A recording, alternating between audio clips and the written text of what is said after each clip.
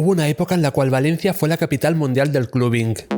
Durante los años 80 y principios de los 90, esta ciudad mediterránea se transformó en el epicentro de una revolución musical y cultural sin precedentes. La conocida como Ruta del Bacalao no era solo un conjunto de discotecas esparcidas a lo largo de la costa, era un fenómeno que marcó una generación, un espacio de libertad, creatividad y desenfreno que definió la juventud de toda una era, y todo ello con una coherencia sonora y estética única a nivel mundial.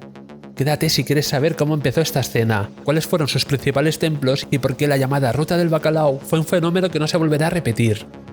¿Fue solo la música y la fiesta lo que atrajo a miles de jóvenes semana tras semana? ¿O había algo más profundo?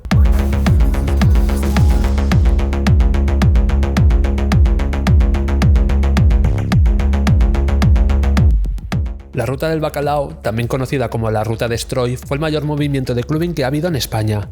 Consistía en una serie de discotecas ubicadas alrededor de la carretera del Saler. Los asistentes, en su mayoría jóvenes, se desplazaban en coche, vespino o más tarde bus de un club a otro, en un recorrido que podía durar hasta 72 horas y que se asemejaba a una peregrinación moderna por templos. Templos que rendían devoción a la música oscura, la vanguardia y el eclecticismo. Durante muchos años ha habido una visión estigmatizada de la Ruta del Bacalao, relacionada con el caos y los titulares sensacionalistas. Últimamente esta percepción está cambiando gracias a documentales y libros como Bacalao, Historia oral de la cultura de baile de Valencia, o En éxtasis, el bacalao como contracultura de España. La serie La Ruta, de A3 Media, también está contribuyendo a mostrar la importancia de ese fenómeno que nació y murió en Valencia. Pero, ¿cómo se gestó todo este movimiento alrededor de esa carretera? Hacía muy poco tiempo que España había salido de una dictadura. Los jóvenes estaban ansiosos de libertad y se morían por salir de fiesta y vivir experiencias y sonidos nuevos. Durante el periodo de la transición, la legislación española, en todo lo relacionado al ocio nocturno, era aún muy madura debido al legado del franquismo y estaba llena de vacíos legales que aprovecharon los empresarios de las discotecas. Algunas discotecas de Valencia empezaron a pinchar música como Kraftwerk o Noi a principios de los años 80. Y eso en una época donde lo habitual en las discotecas era escuchar sonidos negros como el funk o la música disco, porque a las discotecas se solía ir a bailar, pero sobre todo a ligar y hacer el tonto. Pero una discoteca valenciana empezó a cambiar esa percepción.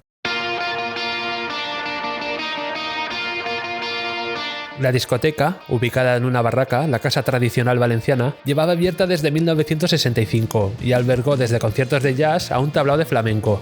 Pero fue en 1981 cuando Juan Santamaría y Carlos Simó, sus DJs, empezaron a pinchar lo que llamaron música blanca para distinguirse del funk o disco dominantes de la época, y que estaba definida por grupos como Depeche Mode, The Cure, Joy Division o The Fall, ritmos exóticos y desconocidos para el gran público, quienes llegaban desde los pueblos de Valencia y más tarde de toda la península.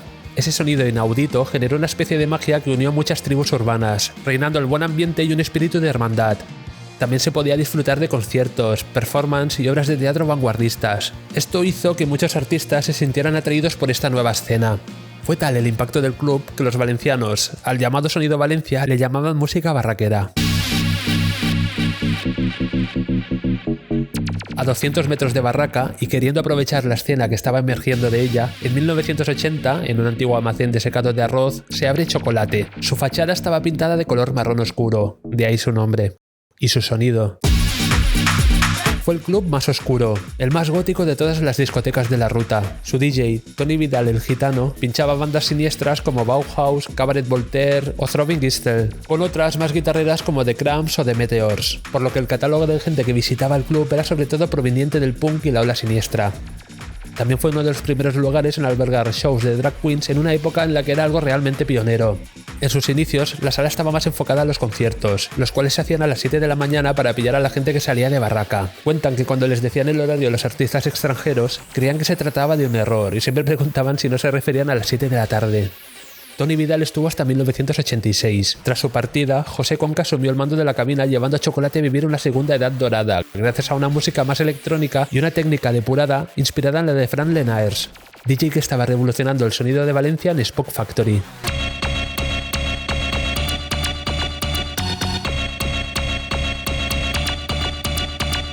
Hasta entonces, en las discotecas, era muy raro que se mezclasen y se cuadrasen las canciones. Se solía dejar la canción entera y en los últimos segundos se ponía la siguiente. Fue Fran Lenaers quien cambió eso y quien definió el sonido de Spook Factory, la discoteca del murciélago, la fábrica del espectro. Si bien también tenía un sonido oscuro similar al de Chocolate o Barraca, el suyo era más electrónico. Junto a su colaborador DJ Tete, Lenaers se inclinó la balanza musical de la discoteca y de rebote de la ruta a sonidos más cercanos al techno y al EBM de Front 242 o Nitserep, abriendo el abanico y atrayendo aficionados de sonidos más electrónicos y vanguardistas. A diferencia de las otras dos salas, Spook estaba más centrada en el baile y no tanto en la performance. La discoteca tan solo cerraba por ley durante una hora, de 5 a 6, donde encendían las luces de limpieza, paraban la música y cerraban las puertas. Todo eso con la gente dentro. A las 6 apagaban las luces y el DJ empezaba de nuevo. Espiral llevaba abierta desde 1970 y en ella sonaba música disco, pero no fue hasta 1986 que saltó a la fama para la gente de fuera de Valencia, en parte gracias al DJ Jesús Brisas. Era conocida como la discoteca más cañera de Levante. El club contaba con una piscina la cual se solía llenar durante las sesiones del sábado. Su sonido era uno de los más duros de la ruta e incluía géneros como el EBM, el Dark Wave o el Noise Dishwell, los cuales irían definiendo el sonido de la música máquina. Tenía un himno hecho a su medida, el mítico Dune Espiral.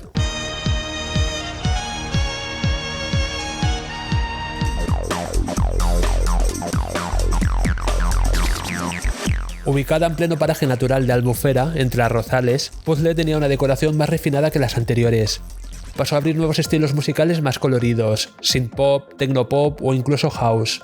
Durante los 80, en sus sesiones, se podían escuchar bandas como New Order o Camouflage. Míticas eran sus sesiones de los domingos a las 6 de la mañana, cuando se llenaba de gente procedente de Spook, Barraca o Chocolate, obra de los gemelos, los DJs residentes. La única discoteca de la ruta ubicada en la capital valenciana, en un edificio a pie de playa construido en 1918, el cual alojó unos baños públicos, las Termas Victoria. Activi tenía uno de los diseños más poderosos nunca vistos en un club, obra de Quique Company.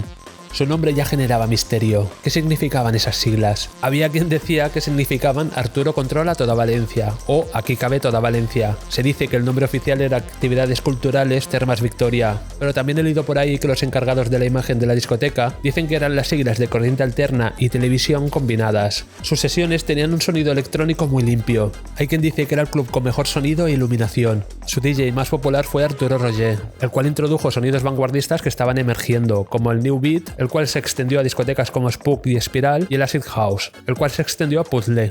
Durante los 90, los BPM fueron subiendo, siendo una de las discotecas con un sonido más maquinero. Anteriormente llamada Don Julio, NOD es la palabra Don invertida, cuentan que aprovecharon las letras de la fachada y las pusieron del revés, de ahí la N invertida.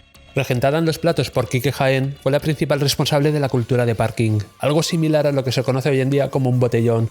Muchos de sus feligreses invertían grandes cantidades de dinero en equipos de música para sus coches. Las cintas sonaban a todo volumen mientras la gente los recorría a lo largo del aparcamiento. El club vio un filón y en lugar de condenarlo lo apoyaba, organizando fiestas en el parking, paellas gratuitas, sesiones al aire libre u otras iniciativas. Este fenómeno se extendió en discotecas como Chocolate o Given. Durante una época podía haber más gente en los parkings que en las propias discotecas. En Given empezaba la fiesta cuando terminaban todas las demás. Sus sesiones de los domingos, las cuales empezaban a las 6 de la mañana, hicieron que fuera conocido por muchos como el primer after de Valencia. Pintada de azul y ubicada también casi en la playa, el club tenía uno de los sonidos más contundentes y, según dicen, el volumen más atronador de toda la ruta, cosa que hacía que mucha gente prefiriese escuchar la sesión desde el parking, donde se montaban fiestas paralelas. La última canción en sonar su noche de cierre fue Children, de Robert Miles.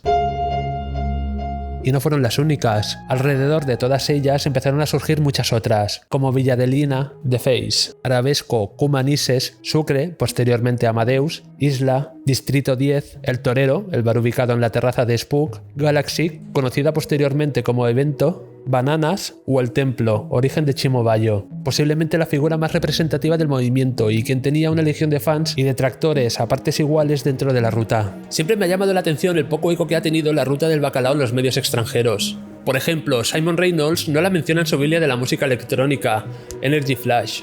Sí que menciona la importancia de Ibiza para la eclosión del verano del amor de 1988 en Inglaterra, el cual dio pie a la cultura rave. pero en ningún momento se refiere a la cultura de club más importante que ha tenido este país, y una de las pioneras en cuanto a música electrónica, tal vez porque la música que se pinchaba en esas discotecas era de lugares como el Reino Unido, Alemania o Países Bajos, y no de Valencia, al menos al principio. En los 90 surgirán nombres como Nacho Division, Megabit o el propio Chimo Bayo, quienes harán su visión del sonido Valencia. El acid house entró con mucha fuerza.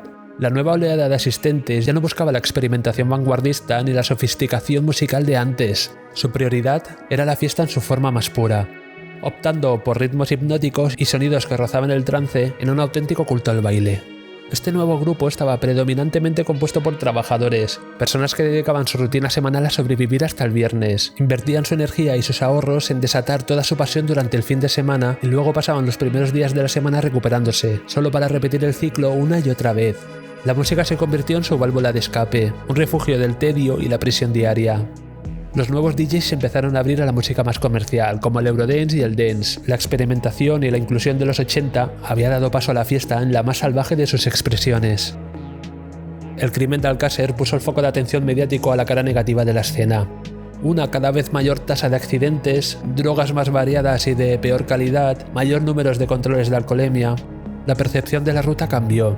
Al otro lado del mar, en Ibiza, se había hecho mejor. El sueño Ibiza se supo reinventar e hizo perdurable la fantasía valenciana. Las leyes en materia de clubs, la reducción de horarios, un mayor control policial y una mayor conciencia social, los cambios políticos y una menor cultura discotequera hacen prácticamente imposible que un fenómeno como la ruta del bacalao se vuelva a repetir.